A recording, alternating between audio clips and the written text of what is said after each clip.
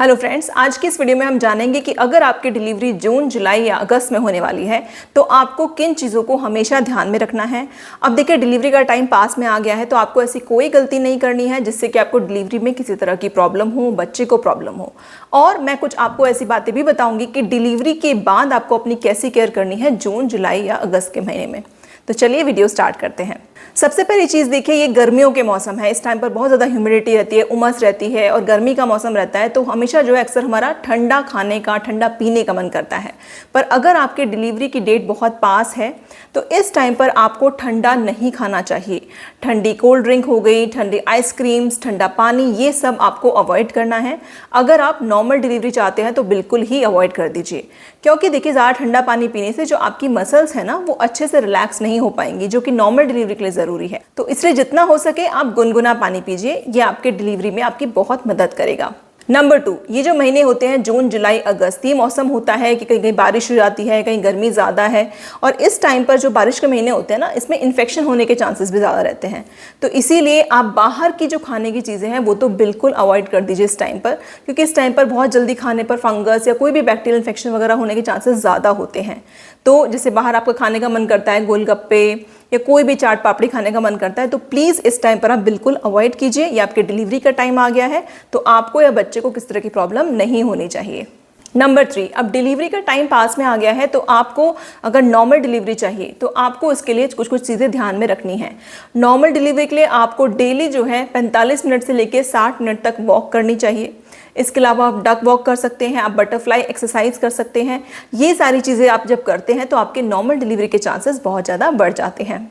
Next जो है, इस टाइम पर आपको अपना वेट भी कंट्रोल में रखना चाहिए। देखिए, वजन अगर बहुत ज़्यादा बढ़ जाता है तो इससे भी नॉर्मल डिलीवरी में बहुत सारी प्रॉब्लम्स आती हैं। तो आप कोशिश करें कि बाहर का जंक फूड, ऑयली फूड, ये सब अब डिलीवरी के टाइम के पास जो है आपको अवॉइड कर देना चाहिए। जितना हो सके घर का बना हुआ खाना खाइए। नेक्स्ट देखिए, प्रेगनेंसी टाइम में कई लेडीज़ को प्रॉब्लम हो जाती है डिलीवरी में, अगर उनका बीपी हाई होगा, उनका शुगर हाई होगा या फिर उनका हीमोग्लोबिन बहुत ज़्यादा कम हो। तो इसीलिए डिलीवरी के टाइम अगर आपका पास आने वाला है तो आप इन चीज़ों पर ज़रूर ध्यान रखें। बीपी को कंट्रोल में रखने के लिए ज़्यादा नमक मत खाइए, हरी पत्तेदार सब्जियाँ ज़्यादा खाइए। शुगर को कंट्रोल में रखने के लिए, अगर आपकी शुगर आपकी ज़्यादा है, जेस्टेशनल डायबिटीज़ की प्रॉब्लम है, तो प्लीज़ ज़्यादा मीठा आप अवॉइड करें। केला, आम, ये भी आप खाना जो है कम कर दीजिए। और अगर आपका हीमोग्लोबिन कम है ना, तो हीमोग्लोबिन बढ़ाने के लिए आप एक तो डॉक्टर ने जो आपको मेडिसिन बताई होंगी आयरन की, एक तो वो लीजिए। इसके अलावा आपको अपने डाइट में संतरा, गाजर, अनार, सेब, चुकंदर, टमाटर, ये सारी चीज़ें लेनी चाहिए। हरी सब्जियां आप खा सकते हैं, तो इससे आपका हीमोग्लोबिन जो है अच्छा होता है। अगर आपको एमनियोटिक फ्लूइड कम है तो इसको सही करने के लिए ज़्यादा से ज़्यादा लिक्विड्स लेते रहें और रेस्ट करें। इन दोनों चीज़ों से जो है आपका एमनियोटिक फ्लूइड सही हो जाएगा। तो फ्रेंड्स, जो मौसम होता है ना जून, जुलाई, अगस्त का, इसमें कई तरह के इन्फेक्शन जो है हो जाते हैं। जैसे कोल्ड कफ हो जाता है, किसी को फीवर हो जाता है। तो अगर आपके घर में या आपके आसपास किसी को ये प्रॉब्लम है, इन्फेक्शन हो गया है, तो आप उनसे थोड़ा दूर ही रहें, क्योंकि ये आपके डिलीवरी के टाइम है और इसमें आप बिल्कुल नहीं चाहते हैं कि आपको किसी तरह की प्रॉब्लम हो। तो फ्रेंड्स, जून, जुलाई, अगस्त में जब आपकी डिलीवरी मान लीजिए हो गई है, सब कुछ अच्छे से हो गया है, उसके बाद भी आपको कुछ चीज़ों का ध्यान रखना चाहिए। नंबर 1 तो जैसे मैंने बोला कि इन्फेक्शन होने का चांस ज़्यादा रहता है, बारिश का मौसम है, तो साफ़ सफाई का आपको ध्यान रखना है। आपके पास, बच्चे के पास जो भी आ रहे हैं उनसे बोलें कि अच्छे से हाथ धोकर ही आएँ, और किसी को कोल्ड कफ है तो वो बच्चे के पास ना जाए। नंबर 2, डिलीवरी के बाद कम से कम 30 से 40 दिन तक ठंडा आपको कुछ भी नहीं खाना है, ठंडी तासीर वाली चीज़ें नहीं खानी है। आप जितना हो सके ना थोड़ा गुनगुना पानी पीजिए, अजवाइन का पानी पीजिए।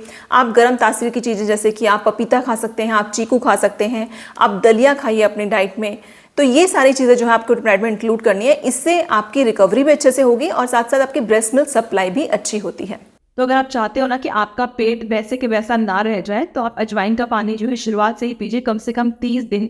तो आपका इससे जो पेट है ना वो भी शेप में रहेगा। डिलीवरी के बाद आपको अपने कानों को और अपने जो पैर है उनको कवर रखना चाहिए। अभी गर्मी बहुत ज़्यादा तो आप सॉक्स नहीं भी पहने तो चलेगा, पर अपने सर को जो है आप हल्के से किसी कॉटन के जो स्कार्फ है उनसे कवर करके रखिए। और डिलीवरी के बाद आपको इस चीज़ का ध्यान रखना है कि बहुत ज़्यादा तक टीवी, मोबाइल देखना अवॉइड करें, क्योंकि इस टाइम पर हमारी बॉडी थोड़ी वीक होती है। तो ज़्यादा तक टीवी, मोबाइल देखना भी आपके लिए भी सही नहीं है। इससे आपको सर दर्द की प्रॉब्लम भी हो सकती है।